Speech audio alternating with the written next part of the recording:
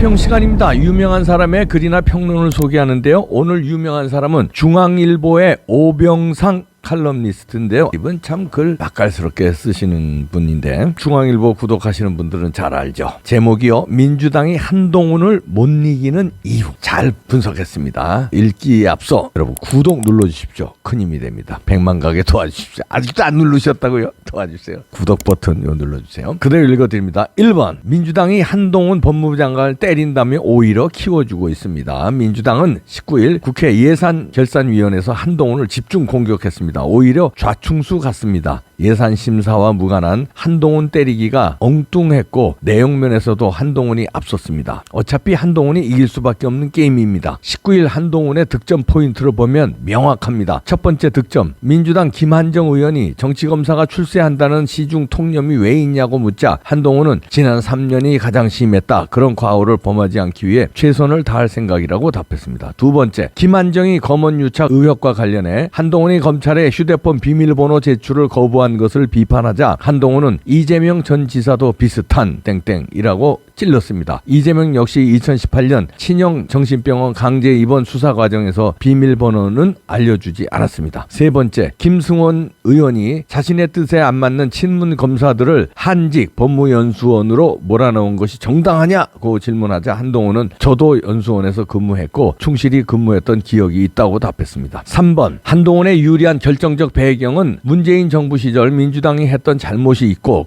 한동훈은 그 직접적인 피해자이기 때문입니다. 한동훈이 얘기하는 검찰의 정치화가 가장 심했던 지난 3년은 조국 사태 이후 윤석열을 쫓아내는 과정을 말합니다. 피의자가 휴대폰 비밀번호를 제출하지 않을 수 있는 자기 방어권은 명백히 헌법상 보장된 권리입니다. 엘리트 한동훈이 4차례 좌천 과정에서 법무연수원에서 직접 근무했기에 충실히 근무하면 된다는 말을 아무도 반박하지 못합니다. 4번, 한동훈에 더욱 유리한 건 민주당 의원들이 무식하거나 무성의합니다. 지난 9일 인사청문회가 대표적인 사례입니다. 김남국 의원은 한동훈 딸이 논문을 이모 교수와 같이 쓴 것을 착각해 이모와 같이 썼다고 주장했고 최광욱 의원은 노트북 기증과 관련해 기증자가 한 암흑에 한동훈의 딸라고 나온다고 주장했는데 한국 3M이란 회사 이름을 착각했습니다. 자료를 제대로 파악하지도 않고 청문회 공격수로 나온 셈입니다. 5번, 반면 한동훈은 이런 민주당 의원들의 무지와 무성의를 역이용할 만큼 똑똑합니다. 검수완박법 통과를 위해 민주당을 위장탈당한 민영배 무소속 의원이 검찰의 과잉수사를 성토했습니다. 그러자 한동훈은 한 말씀 올려도 되겠습니까? 라며 공손하게 발언 기회를 얻습니다. 과거에 민주화 운동을 하던 경우에도 민간인을 고문하던 분도 계셨습니다. 그렇지만 그건 그런 일을 가지고 옛날에 그런 일이 있었다고 해서 민주화 운동 전체를 폄훼하지 않지 않겠습니까? 유시민 노무현재단 이사장과 윤호중 민주당 비대위원장 등이 연루된 서울대 민간인 고문 사건, 브락치 사건을 끌어들인 겁니다. 1984년 서울대 운동권 학생들이 민간인 4명을 브락치 정보기관 끈앞불로 5인에 고문했습니다. 6번, 민영배는 이런 한동훈의 역습에 보기 좋게 당했습니다. 민영배는 조금 전에 후보자께서 민주화 운동을 하던 분들도 민간인을 고문했다고 그러셨나요? 라고 되물었습니다. 한동훈이 저는 그렇게 알고 있는 사례가 있습니다. 라고 대답합니다. 민영배는 그거 자료로 제출해 주시고요. 라고 말합니다. 민영배는 전남대학교 운동권 출신입니다. 그 시절 서울대에서 벌어진 브락치 사건은 운동권의 도덕성에 치명적 오점을 남긴 사건입니다. 한동훈은 운동권의 도덕성 문제를 정확히 찔렀는데 정작 운동권 민영배는 급소를 찔렸다는 사실조차 인식하지 못한 셈입니다. 7번, 한동훈이 유리한 마지막 이유는 아직 본격 업무에 들어가지 않았다는 점입니다. 현 시점에선 검찰을 두려워할 사람은 범죄자뿐 사회자 강자도 엄정 수사할 것, 없는 죄를 만들어 뒤집어 씌우는 것도 안 되지만 있는 죄를 덮는 것도 안 된다 등등 멋있는 말 얼마든지 할 수 있습니다. 잘하겠다는 의지 표현을 비판할 수는 없습니다. 민주당은 지금부터 한동훈의 법무행정을 잘 감시하면 됩니다. 섣불리 때리다가 진짜 제2 윤석열 만들지 말고 땡땡. 자, 이렇게 글을 맺었는데요.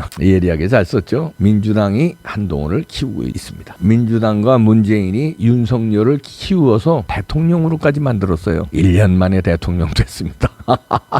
정치권에 정자도 안 들어가 있고 정당에 정자도 가입하지 않았던 사람을 1년 만에 집중 공격해서 조국, 추미애, 박범계가 집중 공격하는 바람에 정치권에 들어놓은 지 1년 만에 대통령으로 만들어 놨습니다. 이제 한동훈을 키우는 중입니다. 자, 이렇게 되면 우리는 땡큐 하면 돼요.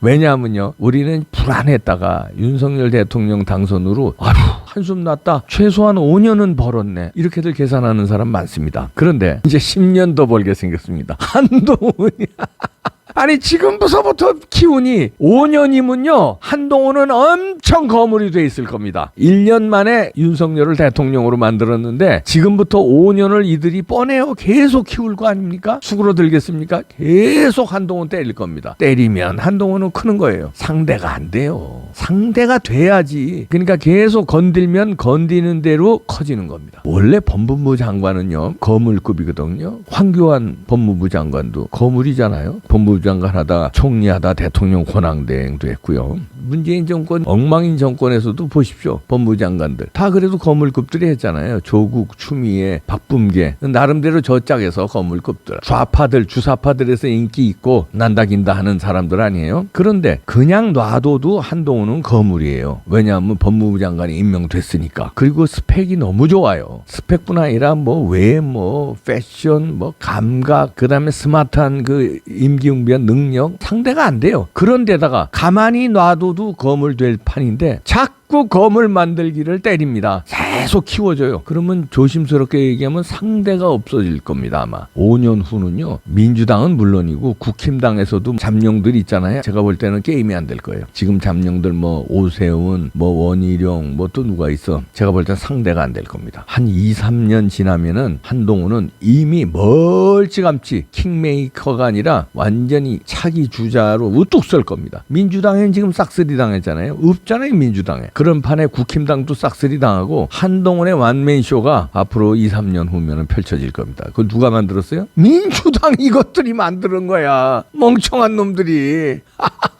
실력이 없으면 겸손하기라도 하면은 그래도 사람들이 봐주잖아요. 아니면 실력이 없으면 가만히라도 있으면 본전이라도 가요. 실력 없는데 그 실력 없는 걸 계속 지저대고 실력 뽀록나, 성질 뽀록나, 못된 거 성격 다 뽀록나, 본전 바닥 다 드러났어요. 우리로서는 땡큐인데 그런 거 보면요 이런 생각이 듭니다. 대권은 진짜 하늘이 내리는 게 맞아요. 윤석열도 누가 몇 년 전에 대통령 된다고 예상하는 사람 그렇게 많았어요. 한 2년 전서부터 예상들이 나왔어요. 저도 그때부터 조심스럽게 예상했고. 그런데 그때 하늘이 내리는 게 왜 그러냐면 법치를 막 까부시고 저 민주당과 문재인 정권이 수사하는 사람 다 좌천시키고 그때부터 윤석열 못 살게 굴 때 알아봤죠. 아 윤석열이 잘하면 대통령 될 수 있겠구나. 조심스럽게 나왔거든요. 근데 다음 대통령은 5년 후에 탄생하는데 미리 5년 전서부터 이렇게 키우니 한동훈은 진짜 하늘이 내린 건 맞습니다. 윤석열도 하늘이 내렸는데 한동훈도 하늘이 내려서 5년 후는 엄청난 거물, 압도적인 승리를 이끌어낼 겁니다. 최다 표차가 이명박 대통령이었나요? 대선에서 최다 표차. 그거 갈아치울 공산이 큽니다. 제가 미리 5년 전서부터 봉스트라다무스 한번 띄울게요. 제가 강적들 방송할 때 여러 번 맞춰서 봉스트라다무스로 막 닉네임 그려주고 제작진에서 했는데 윤석열 대통령 대권도 제가 몇 년 전에 얘기했죠. 아마 평론가 중에서 제일 처음 얘기했을걸요. 그때 말도 안 되는 소리 한다고 그랬을 거예요. 그랬는데 대통령 됐죠. 아니 제가 잘 맞췄다는 게 아니라 제가 맞췄는데 또 맞춥니다. 한동훈 차기 대통령 됩니다. 그러면은 우리로서는 5년간 벌어놨는데 5년 후에 만약에 저들이 무시무시한 뭐 이재명이 됐든 누가 됐든 이재명이 이제 감옥 가야 되니까 될 리 없겠지만 5년간 정상화 시켜놨는데 간신히 또 뒤집어 엎으면 우리나라가 좀 힘들어질 수 있는데 5년 정상화 시켜놓은 거를 윤석열 대통령이 한동훈이 이어받아서 5년을 완전 다지기 정상화해놓은 걸 완전 굳히기 다지고 굳히고 다지고 굳히면은 반듯한 대한민국 반듯한 민주주의, 반듯한 법치주의. 이제는 좌파가 설 곳이 싹 없어지는 거죠. 그렇게 되면 이제 요 정도 되는 게 좋겠어요. 이제 밤이 단계 있잖아요. 가택이 요런 것들, 우파 같지도 않은 것들. 요거하고 합쳐서 그저 야당 그렇게 하는 거. 진짜 보수 우파들 있잖아요. 똘똘 뭉쳐서 여당. 요렇게 재편.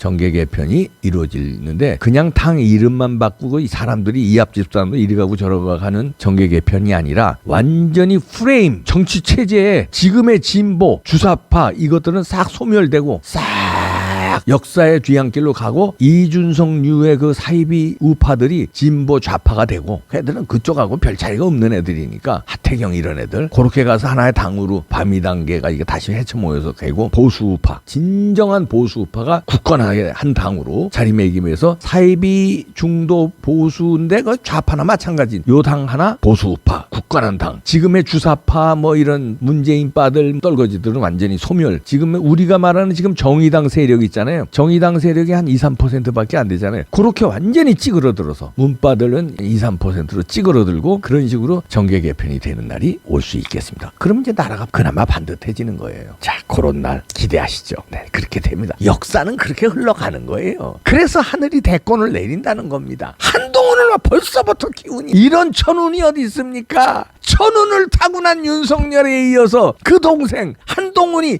천운을 타고났습니다 여러분 끝났어요 5년도 하하하 예.